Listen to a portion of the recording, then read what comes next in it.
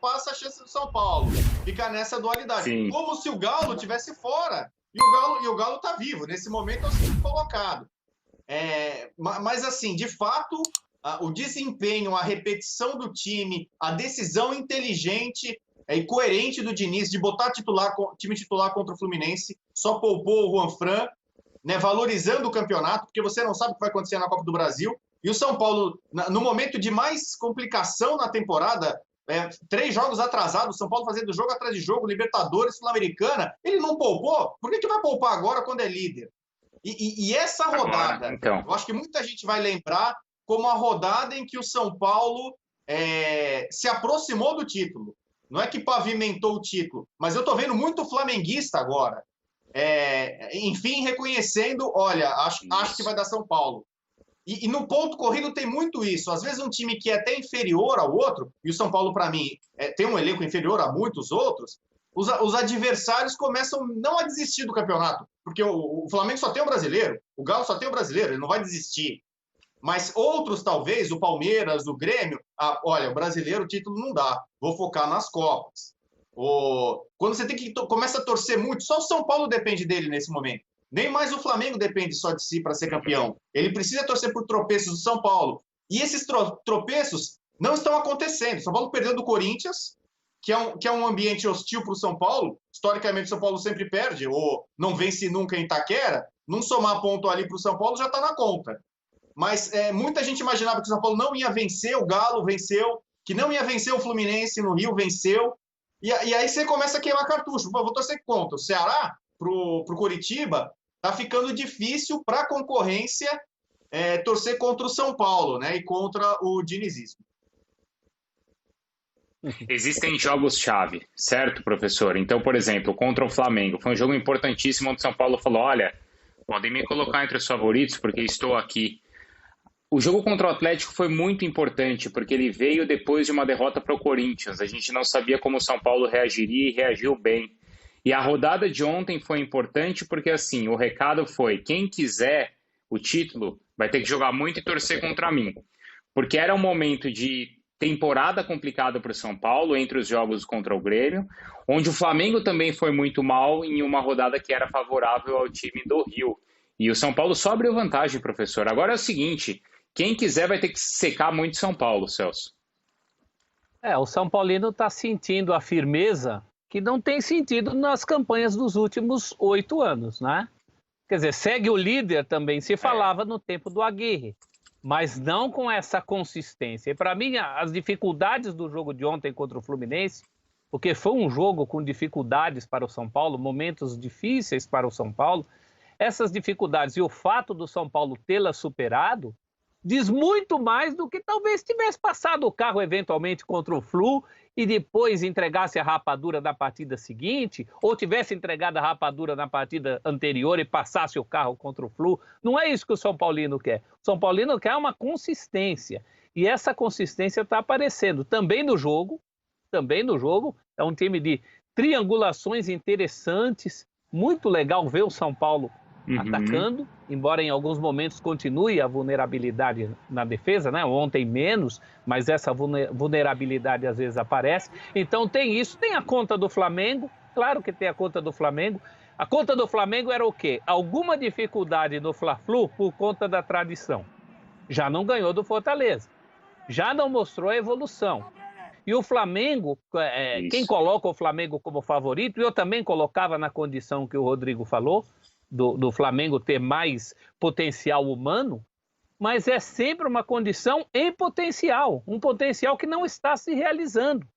Mais uma vez, o rubro-negro viu ontem uma partida em que o Flamengo fez menos do que deveria fazer para vencer o Fortaleza. Deixa a história do pênalti do Pedro de lado, analise só o jogo e você vai ver que foi muito pouco.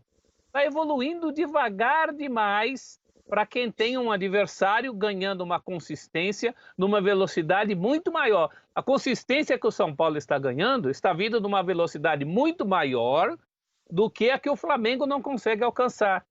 E foi isso que se sentiu nessa rodada. É por isso que vislumbrou-se uma situação a favor do São Paulo, capaz de convencer até os são paulinos mais renitentes, né? Aqueles que resistiam agora começam a ver uma perspectiva de título. E a matemática também, já que a gente falou tanto de matemática, é muito bom para o São Paulo, que pelo menos até essa rodada, tem acabado aquela história do Flamengo depender só de si. O Flamengo já não depende mais só de si. Pode voltar a defender. Se o São Paulo fizer metade dos pontos, Celso, a gente chegou naquele nível que se o São Paulo fizer metade dos pontos, ele vai bater, tem 33 em disputa, certo? Se ele fizer 16, sim, um pouquinho mais aí da metade então, certo? Ou um pouquinho menos, né? Um pouquinho menos da metade. Ele bate 72 pontos, que deve ser um número favorável, deve ser um número suficiente para ser campeão. Não, esse aí não. Porque a diferença 72 acho que não dá. 72 não dá. 72 você vai para Libertadores. Não, 72 você vai para Libertadores, você pode ser vice-campeão. Tem gente falando assim, 7 vitórias, são 11 jogos para o São Paulo. O Flamengo faltam 12. Se o São Paulo ganhar 7 desses 11, ele é campeão. E você consegue ver 7 possíveis vitórias do São Paulo. Jogos em que potencialmente ele é bem favorito ou favorito. Então, é uma chance muito grande de título. Mas com 6 vitórias dariam 18 pontos. Você falou 16. Com 6 vitórias, eu acho que dá para pensar em ser campeão. É possível. 6 vitórias, um empate, talvez, alguma coisa. 7 vitórias por São Paulo dos 11 jogos, perfeito. Ele é campeão. Aí você pode falar. Não, e se uma dessas for na última rodada contra o Flamengo, nem precisa dar 7, né? Embora ainda tenha o Galo nessa matemática aí. Mas com essas contas que a gente está fazendo, é possível que antes mesmo o São Paulo consiga confirmar aí esse título. Vamos ver o que o Diniz falou ontem, então, depois da vitória? Boa vitória ontem à noite no Maracanã e o Fernando Diniz falou sobre ela. Vamos lá. Pode jogar.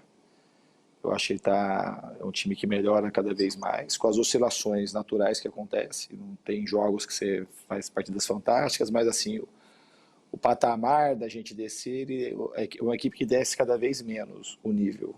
E depois retoma e sobe de novo pela maturidade.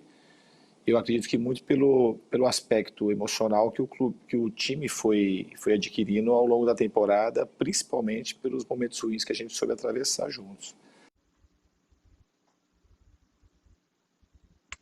Aí, então, o Diniz, você estava pensando aqui, né, que o São Paulo joga o melhor futebol que ele pode jogar. Concordo. E estou tentando entender por que o Flamengo não joga o melhor futebol que ele pode. Por que não joga, Rodrigo? E você acha que o São Paulo ainda tem margem para melhorar ou não? Isso aí é o melhor que ele pode? Não, todo time tem margem para melhorar. O Bayern de Munique tem margem para melhorar. A Holanda 64, meu querido Carrossel, tinha um goleiro que talvez não fosse o melhor para aquela oportunidade, embora o Cruyff defenda, não era boa na finalização. Quer dizer, não tem time perfeito, não tem time que possa melhorar. Do Brasil de 70, tomou muito gol ali, que não para ter tomado. Não falei perfeito. Não falei perfeito, mas o São Paulo você acha que pode melhorar onde? Não, por exemplo, o São Paulo tem algumas atuações que são emblemáticas. A vitória contra o Galo por 3-0, a vitória no Maracanã contra o Flamengo por 4-1. Algumas partidas em que o São Paulo vai ter que fazer uma partida perfeita contra o Grêmio para passar na Copa do Brasil. Se o São Paulo jogar bem, ou se o São Paulo jogar o que tem jogado, talvez não seja o suficiente para ele reverter uma situação. Tem que ganhar de 2 gols de diferença ou mais do Grêmio. Ele não conseguiu fazer isso contra o Lanús, numa situação um pouco similar. E se for para os pênaltis, se o São Paulo ganhar por 1 gol, não tem o Reinaldo, suspenso, que é o seu principal cobrador, batedor de pênalti. Então, eu digo o seguinte, o São Paulo vai ter que fazer uma atuação acima da média do que ele está fazendo atualmente para passar pelo Grêmio. Estou dando um exemplo agora muito pontual dessa próxima partida que fecha o ano de 2020 para o São Paulo. No Campeonato Brasileiro, para ser campeão agora, me parece que se ele manter esse nível, ele consegue ser campeão. Ele não precisa jogar muito mais do que está jogando para ganhar do Ceará, para ganhar do Coritiba, para ganhar do Bragantino, para ganhar do Botafogo. Você tem alguns dos adversários que o São Paulo tem para frente. Fazendo o que ele está fazendo agora, tá ótimo. E aí vamos para o outro lado. O São Paulo, você pode falar, o São Paulo vai ser um campeão brasileiro, se for, né? Merecido futebol para isso? Tem. São Paulo montou um time bom. Foi um time que foi muitas vezes repetido pelo Diniz, insistência dele, algum mérito da diretoria, mas para mim, sobretudo do grupo de jogadores que comprou essa filosofia e chegou na diretoria e pediu a permanência, a contratação primeiro e depois a permanência. tem alguns caras que são fantásticos. O que o Daniel Alves está jogando nesse time, tá aqui o nosso professor, que é uma enciclopédia do futebol. Eu não vi o Zizinho em 57. O Zizinho é um dos tantos veteranos que chegaram para o São Paulo no momento de desconfiança. O Santos já tinha o Pelé garoto, o Corinthians em 57 era um time muito forte, brigou pelo título até a última rodada, mas o São Paulo dizem que só ganhou aquele título de 57 por conta do Zizinho. O Zizinho tinha outros bons jogadores, mas o Zizinho, já veterano, para muita gente acabado, foi fundamental com o Bela Guti para o São Paulo ser campeão de 57. Eu posso fazer um paralelo mais ou menos, não vou comparar jogador, né? Zizinho com Daniel Alves, são figuras diferentes, momentos diferentes, posições diferentes e tal. Mas o Daniel Alves, São Paulo teve, por exemplo, o Leônidas, já chegou meio veterano e foi fundamental aí durante um longo período na década de 40. O Falcão chegou veterano para o São Paulo, foi campeão paulista, mas não foi tão decisivo como está sendo o Daniel Alves. O que ele está jogando, mesmo na partida que o São Paulo perdeu do Grêmio, o que ele jogou é um absurdo. O Cerezo chegou veterano para ser bicampeão mundial. Se o São Paulo for campeão, o Daniel Alves vai se colocar na lista desses veteranos que carregaram o São Paulo. Raí, né? Só que o Raí já teve uma história larga. Ele voltou um veterano, né? Não é um cara que aterrissou no São Paulo, veio de bem distante, não conhecia o clube, não vivenciava o clube e foi decisivo em conquista importante. O Daniel Alves, se ajuda a tirar o São Paulo da fila, ele vai ganhar possivelmente todos os prêmios individuais, né, que tem, bola de prata. Imagina, eu estava discutindo aqui sobre o Gerson do Flamengo ou o Daniel Alves. Hoje na bola de prata, para mim, não vai ter jeito. No meio campo, quem era contra a presença do Daniel Alves vai ter que aceitar. Só que você tem outros caras que seguraram a onda. Thiago Volpi, reconhecidamente, é disparado o melhor goleiro do São Paulo pós-Rogério Ceni.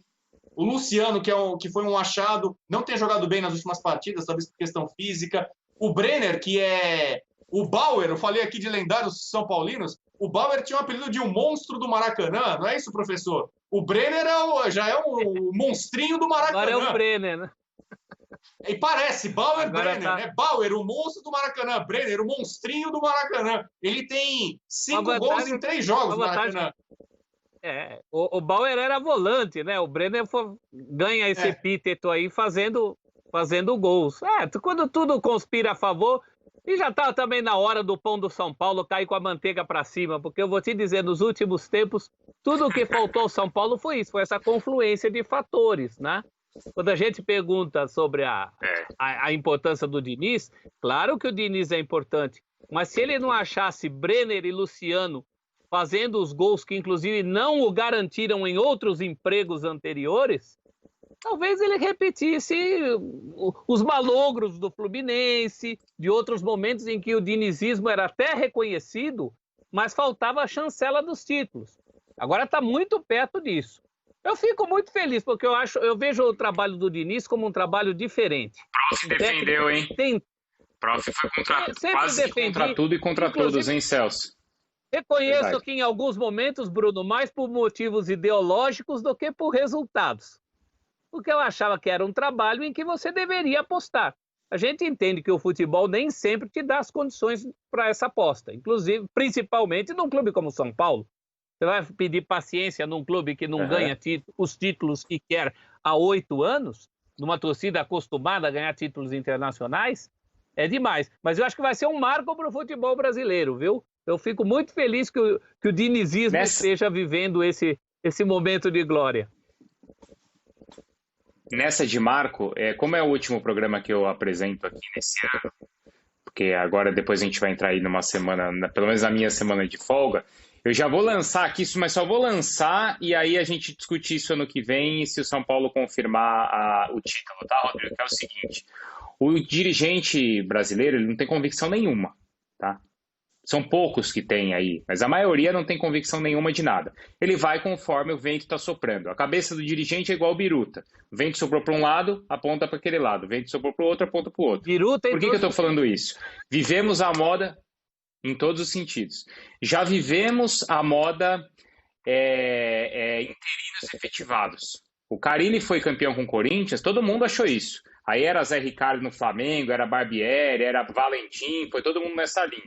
Beleza, passou a moda. Veio a moda experientes, paizão, puxada pelo Filipão. Aí o Flamengo foi atrás do Abel, o outro foi atrás de não sei quem, beleza. Vivemos a moda, a atual moda estrangeiros. Por quê? Porque alguém teve essa visão? Não, porque o Jesus deu certo no Flamengo. Aí um pega um estrangeiro aqui, outro pega um estrangeiro aqui. Será que a moda Diniz vai ser, vamos manter...